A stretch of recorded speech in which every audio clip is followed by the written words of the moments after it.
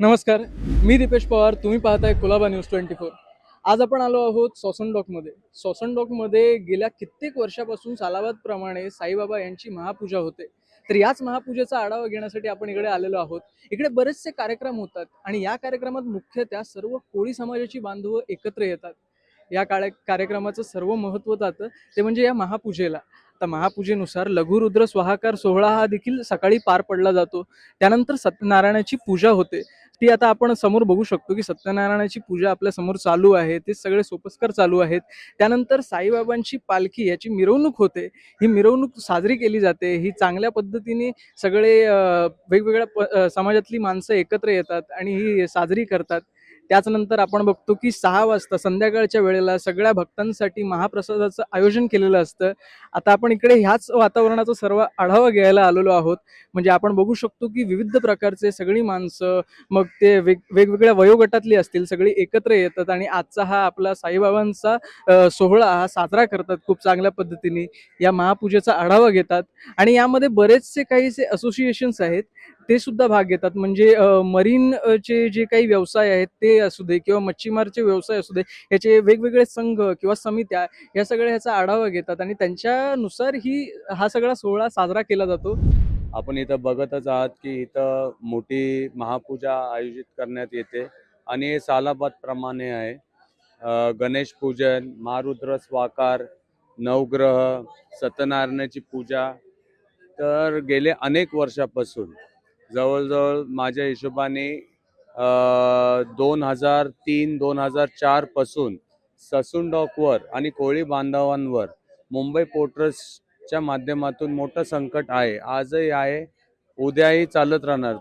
म्हणून आम्ही ह्या पूजेचं आयोजन करत आलो आणि ही सत्यनारायणाची पूजा हे माझ्या हिशोबाने 1950 माझ्या वडिलांनी चालू केलेली असेल आणि हे झाड 2008 साली पडलं होतं. त्याच्या अगोदर हे झाड माझ्या वडिलांनीच लावलं होतं. 2008 साली आम्ही लोकांनी लावलं आणि त्या 2008 पासून ही पूजा चालू केली की इकडचा जो रोजगार आहे, कारण इथं भरपूर अनेक जाती धर्माची लोक, अनेक राज्यातली लोक ससूनडॉकमध्ये येतात आपल्या रोजगारासाठी आणि कोळी बांधव बोट घेऊन मासेमारीला जातात, मासळी पकडतात, इथं येतात आणि सगळ्यांना रोजगार भेटतात.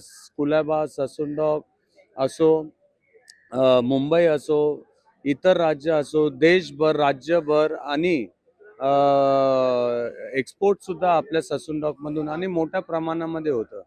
तर जी संकट आहे, आम्ही देवाकडे ही प्रार्थना करतो की आमची आता याच 3-4 महिन्यापूर्वी ससूनडॉकची ही गोडाऊन आहे, ते आपण बघतच आहेत, हे पण ताब्यात घेण्यात आलेले मुंबई पोर्टर्स आणि आमची काही चूक नसताना महाराष्ट्र राज्याला आम्ही पैसे भरले, महाराष्ट्र राज्याने केंद्र सरकारला पैसे भरले नाही, म्हणजे मुंबई पोर्टर्सला, आणि आम्हाला बाहेर काढण्यात आले आणि कोळी व्यवसायावर, कोळी समाजावर आणि जे कोणी मच्छीमार इंडस्ट्रीमध्ये आहे त्यांच्यावर मोठा संकट निर्माण सतत होते. आपण बघितलं तर मुंबईभर कोळीवाड्या आहेत, फिश मार्केट्स आहेत, ते सगळ्यांना बंद करण्यात येत आहे, त्यांना रस्त्यावर काढण्यात येते. आता आपण बघत असेल तर तिथे आपल्या आमच्या कोळी महिला पण आहेत, त्यांना रस्त्यावर मच्छी कापायला दिलं जातं, तर रस्त्यावर आहेत. आणि आपण बघितलं परप्रांतीय लोक जे हॉकर्स म्हणून आपण बोलतो, त्यांना महानगरपालिका, पोलीस हे सगळे त्यांना सहकार्य करतात